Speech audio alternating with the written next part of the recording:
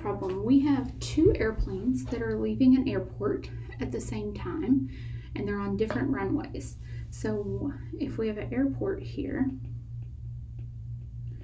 one of the planes is going to fly directly north at 420 miles per hour. The other airplane flies on a bearing north 75 degrees east. So we do north. So if you were going north, and then you went east, it would look something like this, maybe a little more because it needs to be 75 degrees. And they're going at a rate of 375 miles per hour. I'm trying to combine my words there.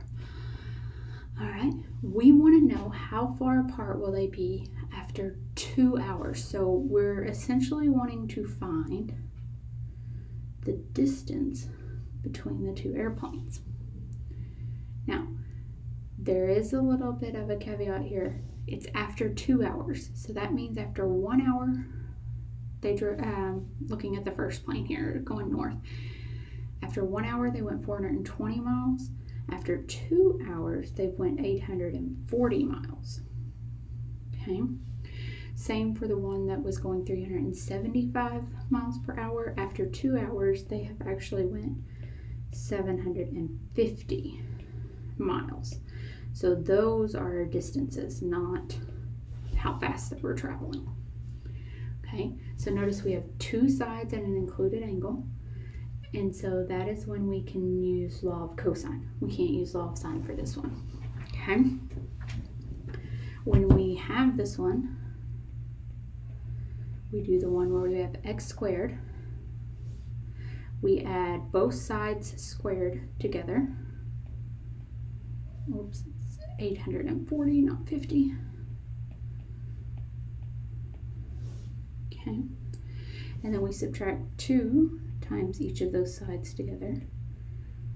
I did it again. I'm convinced that it's 850 and not 840.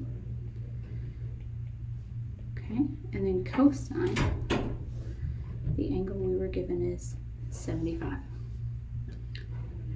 Recall from your law of cosine notes, that's actually x squared, so to solve for x, I'm actually going to take the square root. From there, I'm already ready for my calculator, and I get approximately 970.6. So they are approximately 971 miles apart after 2 hours.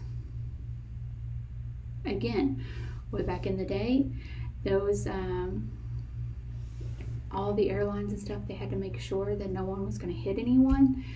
Again, technology has made that job a little bit easier. Although I would argue maybe not, because of how many planes actually leave now compared to used to. But we have to make sure that they don't hit each other. So things like this type of problem would be important to make sure there were no crashes. All right, you have successfully learned all the things about law of cosine and sine. So make sure to do all the practice that you can until you feel like you actually have reached mastery.